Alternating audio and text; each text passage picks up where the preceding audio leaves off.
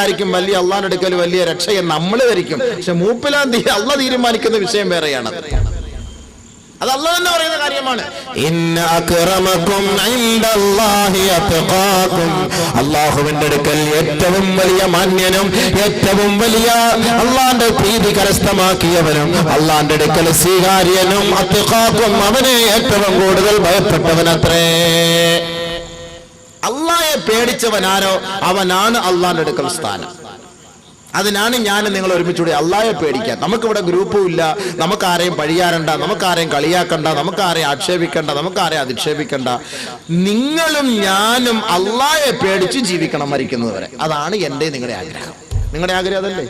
അല്ല വേറെ നമുക്ക് ലക്ഷ്യമൊന്നുമില്ല. ഇവിടെ ഒരു ലക്ഷ്യവും ഇല്ല, ഒരു ലക്ഷ്യവുമില്ല. നമ്മൾ ആരെ ഇടങ്ങാറുണ്ടാക്കാനോ ഒരു സമൂഹത്തെ ചീത്ത വിളിക്കാനോ ഒരാളെ കളിയാക്കാനോ ഒരാളെ പരിഹസിക്കാനോ ഒന്നിനുമല്ല വരുന്നത്. തഖ്വയിൽ അധിഷ്ഠിതമായ ജീവിതം നയിക്കുന്നതിനുള്ള ഉപദേശ നിർദ്ദേശങ്ങൾ അള്ളാഹ് പറഞ്ഞിരിക്കുന്നത് എന്തൊക്കെയാണ്, അതൊന്ന് കേൾക്കണം, പഠിക്കണം, മനസ്സിലാക്കണം. ഇതാണ് എൻ്റെ നിങ്ങളുടെയും ചിന്ത. ഇതല്ലാതെ ഒരു ചിന്ത പോലും എനിക്കില്ല. അത് അള്ളാഹ് എൻ്റെ ഹൃദയം അറിയുന്നവനാണ്. ഏതെങ്കിലും ഒരു ഗ്രൂപ്പിൻ്റെ ആളായിട്ട് നിങ്ങൾ എന്നെ അറിയപ്പെട്ടിട്ടുണ്ടോ? ഏതെങ്കിലും സംഘടനകൾ നിങ്ങൾ ചോദിച്ചു നോക്കുക, ആ അബൂബക്കർ മുസ്ലിയാർ അതിനകത്ത് വല്ലതും ഉണ്ടോ എന്ന്. ഏത് സംഘടനകൾ നിങ്ങൾ തിരക്കി നോക്കിക്കോളി, ഒരു സംഘടനയെ പോലും ഇല്ല. നമ്മുടെ സംഘടന ഇസ്ലാമിക സംഘടന, അതിനേക്കാൾ വലിയൊരു സംഘടന ലോകത്തില്ല. ഇന്നദ്ദീന ഇൻദല്ലാഹി ഇസ്ലാം. കാരണം എന്താ? ഇസ്ലാം എല്ലാ ഐക്യവും പഠിപ്പിച്ചു കൊടുക്കുന്നു. ബാക്കിയുള്ള സംഘടനകളിൽ ഐക്യമില്ല. ബാങ്ക് വിളിക്കുമ്പോൾ എല്ലാ ഗ്രൂപ്പുകാരും പള്ളിയിൽ കയറുന്നു. ബാങ്ക് വിളിക്കുമ്പോൾ അല്ലേ, അവിടെ വ്യത്യാസമുണ്ടോ? നമസ്കാരത്തിന്റെ സമയമാകുമ്പോൾ എല്ലാവരും ഒരേപോലെ ഒന്നുമെടുക്കുന്നു, അവിടെ വ്യത്യാസമില്ല. ഒരേ ഇമാമിനെ പിൻപറ്റുന്നു, ജമാഅത്ത് നമസ്കാരത്തിൽ പങ്കെടുക്കാൻ അവിടെ വ്യത്യാസമില്ല. ഖിബ്ലയെ അഭിമുഖീകരിക്കുന്നു, അവിടെയും വ്യത്യാസമില്ല. നമസ്കാരത്തിന്റെ റക്അത്തുകളിൽ എണ്ണങ്ങളിൽ അവിടെയും വ്യത്യാസമില്ല. ഫാത്തിഹ സൂറത്ത് ഓതുന്നു, അവിടെയും വ്യത്യാസമില്ല. ഈ ഗ്രൂപ്പാണ് ഇസ്ലാമിന്റെ ഗ്രൂപ്പ്. ഇതിന് അള്ളാഹ് ഇട്ട പേരാണ് മില്ലത്ത് അബീക്കും ഇബ്രാഹിം. നിങ്ങളുടെ ഇബ്രാഹിമായ നിങ്ങളുടെ പിതാവിന്റെ മതമാണിത്. അതുകൊണ്ട് നിങ്ങൾ ഇതിനെ ഇഷ്ടപ്പെട്ടുകൊള്ളണം. ഹുവ സമ്മാക്കും മുസ്ലിമീൻ. അള്ളാഹു നിങ്ങൾക്ക് പേര് നൽകിയിരിക്കുന്നു, മുസ്ലിമീൻ എന്ന പേര്. അതുകൊണ്ടാണ് നിങ്ങൾ കൈകെട്ടിയിട്ട് ഈ നമസ്കാരത്തിൽ ഈ മുസ്ലിം എന്ന് പറയുന്ന ഈ ഒരു ഉത്തരവാദിത്വത്തെ നിങ്ങൾ എപ്പോഴും റീചാർജ് ചെയ്തുകൊണ്ടിരിക്കുന്നത്. നമസ്കാരത്തിൽ വജ്ജഹതു വജ്ഹിയ ലില്ലദീ ഫത്തറ സമാവാതി വൽ അർള ഹനീഫൻ വമാ അന മിനൽ മുശ്രികീൻ ഇന്ന സ്വലാത്തി വനുസുകി വമഹ്യായ വമമാതി ലില്ലാഹി റബ്ബിൽ ആലമീൻ ലാ ശരീക ലഹു വബിദാലിക ഉമിർതു. ബാക്കി വാന മിനൽ മുശ്രികീന വാന മിനൽ മുസ്ലിമീൻ.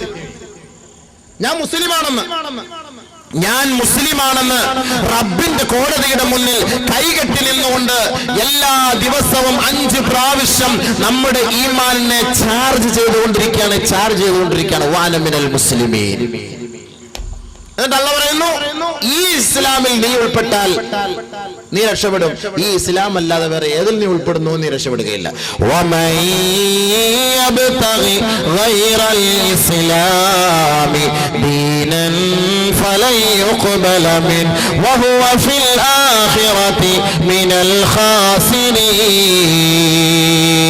ഈ പരിശുദ്ധമായ ഇസ്ലാമിന്റെ വഴികളിലൂടെ അല്ലാതെ വേറൊരു ആദർശത്തെ നീ അംഗീകരിക്കാൻ തയ്യാറായാൽ അള്ളാഹു അതിൽ നിന്ന് ഒരു തരിമ്പ് പോലും സ്വീകരിക്കുകയില്ല. അവൻ നാളെ പരലോകത്ത് പരാജിതനായിരിക്കുമെന്ന് പരിശുദ്ധ ഖുർആനിൽ അള്ളാഹു അടിവരയിട്ട് നമ്മളെ പഠിപ്പിച്ചു തരികയാണ് ഖുർആൻ. അതുകൊണ്ടാണ് വാനമിനൽ മുസ്ലിം. എല്ലാ ഗ്രൂപ്പുകാരും ഉള്ള സംഘടനയാണ് ഇസ്ലാം. അതിൽ നമുക്ക് ഉൾപ്പെടാം. അതാണ് നമ്മുടെ സംഘടന. എന്താ ശരിയല്ലേ? മരിക്കുമ്പോഴും എല്ലാവരും ഒരേ ആദർശം അനുസരിച്ച് വന്ന് പൊക്കിയെടുത്ത് കുളിപ്പിച്ച് കൊണ്ടുപോയി ഖബറിനകത്ത് അടക്കി റാഹത്തായിട്ട് ദുആ ചെയ്ത് ഖൈറായിട്ട് സലാം പറഞ്ഞ് പിരിഞ്ഞു വരും. അതാണ് നമ്മുടെ സംഘടന. അതിൽ നമ്മൾ കുത്തിത്തിരിപ്പുണ്ടാക്കിയാൽ അവർക്ക് പറയുന്ന പേരാണ് കപട വിശ്വാസികളും കപടന്മാരും മുനാഫിക്കീങ്ങളും. നബി സല്ലല്ലാഹു അലൈഹി വസല്ലം തങ്ങളുടെ കാലഘട്ടത്തിൽ തന്നെ ഉണ്ടായിരുന്നു. നബി തങ്ങളോടൊപ്പം ഒപ്പം നമസ്കരിക്കുമായിരുന്നു. ഒന്നാമത്തെ സഫിൽ തന്നെ നമസ്കരിക്കുമായിരുന്നു. നിസ്കാരം കഴിഞ്ഞിട്ട് ഇറങ്ങി കൊഞ്ഞണം കുത്തും നബിയെ. ഇവരുടെ പേരാണ് മുനാഫിഖീങ്ങൾ, കപടന്മാർ. ഇന്നൽ മുനാഫിഖീന ഫിദ്ദർകിൽ അസ്ഫലി മിനന്നാർ. ഇന്നൽ മുനാഫിഖീന യുഖാദിഊന അല്ലാഹ് വഹുവ ഖാദിഉഹും വഇദാ ഖാമൂ ഇലസ്സലാഹ് ഖാമൂ കുസാലാ യുറാഊന അന്നാസ വലാ യഖൂ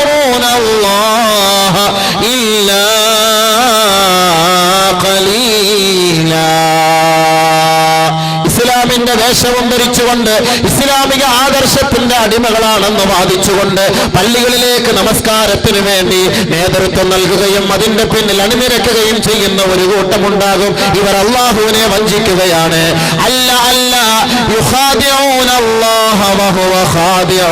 അല്ലാഹു ഇവരെ വഞ്ചിക്കുകയാണ് ചെയ്യുന്നത്.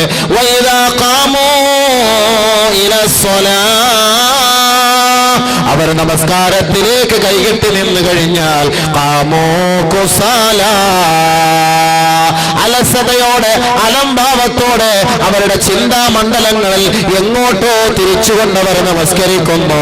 വലാ യദ്കുറൂനല്ലാഹ ഇല്ലാ ഖലീലാ, അല്ലാഹുവിനെ വളരെ തുച്ഛമായിട്ടല്ലാതെ സ്മരിക്കാറില്ല. പടച്ച തമ്പുരാനെ ഓർക്കുന്ന വിഷയത്തിൽ അവർക്ക് അലംഭാവമാണ്, അലസതയാണ്. ആ വിഷയത്തിൽ അവർക്ക് വലിയ താല്പര്യമില്ല. ആരെയോ കാണിക്കുന്നതിന് വേണ്ടി, ആരുടെയോ പ്രോത്സാഹനത്തിന്റെ പേരിൽ, ആരെയോ തൃപ്തിപ്പെടുത്തുന്നതിന് വേണ്ടി, ആരുടെയോ ഒക്കെ കൂട്ടത്തിൽ വല്ലപ്പോഴും പോയി പള്ളിയിലൊന്ന് നമസ്കാരത്തിന് നേതൃത്വം നൽകും. അതല്ലാതെ കണ്ട് അവർക്ക് നമസ്കാരവും അല്ലാഹുവുമായി ബന്ധമില്ല. ഇവർ കപടന്മാരാണ്. ഇവരെ സൂക്ഷിക്കണേ, സൂക്ഷിക്കണേ. നരകത്തിന്റെ ഏറ്റവും അടിത്തട്ടിലാണ് ഇവരുടെ സങ്കേതം എന്ന് പരിശുദ്ധ ഖുർആൻ. വരെ നിസ്കരിക്കും, നമ്മളെ കാണുമ്പോഴും കണ്ട മുൻപല്ല് കൊണ്ട് ചിരിച്ചിട്ട് അണപ്പല്ല് കൊണ്ട് കടിച്ചു പിടിക്കും. പകയൻ കാണുമ്പോ നല്ല രസമായിരിക്കും, ഭയങ്കര സന്തോഷത്തോട് സലാക്ക് പറയും. പക്ഷെ അപ്പുറത്തിരുന്ന് മറ്റു പരിപാടികൾ ചെയ്യും. അപ്പോൾ അല്ലാഹു സുബ്ഹാനഹു വ തആല നമുക്ക് നോമ്പ് നിർബന്ധമാക്കിയതിനെ കുറിച്ച് നമ്മൾ ചർച്ച ചെയ്യുന്നത്. അപ്പൊ ആർക്ക് വേണ്ടി, ആരാകുന്നതിന് വേണ്ടി അല്ലാഹു തആല നമുക്ക് നോമ്പ് നിർബന്ധമാക്കിയതിന്റെ കാരണങ്ങൾ എന്തിനാണ്? അതാണ് നമ്മൾ മനസ്സിലാക്കേണ്ടത്. അള്ളാഹുവിന്റെ തൃപ്തിയാണ് നമ്മൾ അതിലൂടെ ആഗ്രഹിക്കുന്നത്, അതല്ല മറ്റാരുടെ തൃപ്തിയല്ല. നമ്മൾ നമസ്കരിക്കുന്നതും ഇബാദത്ത് എടുക്കുന്നതും നോമ്പ് പിടിക്കുന്നതും എല്ലാം അള്ളാഹ്ക്ക് വേണ്ടി. അതാണല്ലോ പ്രതിജ്ഞ ചെയ്യുമ്പോൾ നമ്മൾ കൈകെട്ടിയ ഉടനെ പറയുന്നത്, ഇന്ന സ്വലാത്തി വനുസുകി വമഹ്യായ വമമാതി ലില്ലാഹി റബ്ബിൽ ആലമീൻ. എന്റെ നമസ്കാരം, എന്റെ ഹജ്ജ് കർമ്മങ്ങൾ, എന്റെ ചലനം, എന്റെ നിശ്ചലനാവസ്ഥ, എന്റെ പ്രവർത്തനം, എന്റെ ഉറക്കം, എന്റെ ഉണർവ്, എന്റെ ജീവിതം, എന്റെ മരണം എല്ലാം ലില്ലാഹി റബ്ബിൽ ആലമീൻ, ലോകങ്ങളുടെ രക്ഷിതാവേ നിനക്ക് വേണ്ടി മാത്രമാണ് അല്ലാഹ്. നോമ്പ് പിടിക്കുമ്പോൾ നമ്മൾ നിയത്തെ നവൈതു സൗമ ഗദിൻ അന്നദായി ഫർദ് റമളാനി ഹാദിഹി സനതി ലില്ലാഹി തആല, അല്ലാഹ്ക്ക് വേണ്ടി. നിസ്കരിക്കാൻ നേരത്ത് ഉസല്ലി ലില്ലാഹി തആല, എല്ലാം അള്ളാഹ്ക്ക് വേണ്ടിയാണ് എന്ന ഒരു ചിന്തയാണ് നമുക്ക് ഉണ്ടാക്കുന്നത്. എല്ലാം അള്ളാഹ്ക്ക് വേണ്ടി, അള്ളാഹ്ക്കല്ലാതെ മറ്റൊന്നുമില്ല. അതുകൊണ്ടാണ് അള്ളാഹ്ക്ക് വേണ്ടിയുള്ള കാര്യങ്ങൾ ചെയ്യുന്ന നമ്മളോടാണ് അള്ളാഹു പറയുന്നത്, യാ അയ്യുഹല്ലദീന ആമനൂ, ഏ സത്യവിശ്വാസികളെ, കുതിബ അലൈക്കുമുസ്സിയാം, നിങ്ങളുടെ മേൽ നിർബന്ധമാക്കപ്പെട്ടിരിക്കുകയാണ് നോമ്പ്, കമാ കുതിബ അലല്ലദീന മിൻ ഖബലികും, നിങ്ങൾക്ക് മുമ്പുള്ള സമുദായത്തിന്റെ മേൽ നിർബന്ധമാക്കപ്പെട്ടതുപോലുള്ള വ്രതം നിങ്ങളുടെ മേൽ നിർബന്ധമാക്കപ്പെട്ടിരിക്കുന്നു, ലഅല്ലകും തത്തഖൂൻ, അല്ലാഹയെ ഭയപ്പെടുന്നതിന് വേണ്ടി. അപ്പൊ നമുക്ക് ഇത്തിരി ഭയം കുറവായത് കൊണ്ട് അള്ളാഹ് ഈ നോമ്പൊക്കെ പിടിപ്പിച്ച് അള്ളാഹ് ഒന്നുകൂടെ പേടിപ്പിക്കും നമ്മളെ നമുക്കൊന്നും കൂടെ ഹൃദയത്തിൽ പേടി ഉണ്ടാക്കി തരുന്നത്. മുസ്ലിം ഉമ്മത്തിന് തമ്മിൽ ഇന്ന് അള്ളാഹുമായിട്ടൊരു ബന്ധം കുറവ്. അതുകൊണ്ടാണ് നമ്മൾ തമ്മിലൊക്കെ ഇത്തിരി അകൽച്ച അല്ലേ. ഇന്ന് കുടുംബ പശ്ചാത്തലം പരിശോധിച്ച് നോക്കിയാൽ ഇന്ന് എല്ലാവരും കൊച്ചാപ്പാടം മക്കളുമായിട്ട് മൂത്താപ്പാടം മക്കൾക്ക് ഒരു ബന്ധവുമില്ല, ചേട്ടന്റെ മക്കളുമായിട്ട് അനിയന്റെ മക്കൾക്ക് ഒരു ബന്ധവുമില്ല, ഭാര്യയുടെ കുടുംബക്കാരുമായിട്ട് ഭർത്താവിന്റെ കുടുംബത്തിന് ഒരു ബന്ധവുമില്ല, ഭർത്താവിന്റെ കുടുംബമായിട്ട് ഭാര്യയുടെ കുടുംബമായിട്ട് ബന്ധമില്ല.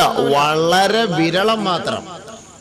നിസ്കരിക്കാനൊക്കെ ഒരു സഫിൽ കാണും, പക്ഷെ കണ്ടാ സലാം പറയൂല, മിണ്ടൂല. ഒരു ജമാഅത്തുകാരും ഒരു കുടുംബക്കാരും ഒക്കെയാണ്. ഒരു സഫിൽ തന്നെ കാണും. വാപ്പ ഇതിലേക്കൂടെ വന്നാൽ കൊച്ചാപ്പ ഇതിലേക്കൂടെ പുറത്തു പോകും, ജ്യേഷ്ഠ ഇതിലേക്കൂടെ പോയാൽ അതിനെ ഇതിലേക്കൂടെ, അനിയൻ ഇതിലേക്കൂടെ പോകും, അളിയൻ അതിലേക്കൂടെ കയറിയാൽ മച്ചമ്പി ഇതിലേക്കൂടെ ഇറങ്ങിപ്പോകും. കണ്ടാൻ വേണ്ടില്ല, എല്ലാവരും കുടുംബക്കാരാ. അവിടെയാണ് പ്രശ്നം. എല്ലാരും നിസ്കാരക്കാരുവാ, എല്ലാരും നോമ്പ് പിടിക്കുന്നവരുവാ, എല്ലാരും ഹാജിയാരുവാ. പക്ഷെ പ്രശ്നം എന്താ? ഇവർ തമ്മിൽ കണ്ടാൻ വേണ്ടൂല, സംസാരിക്കൂല.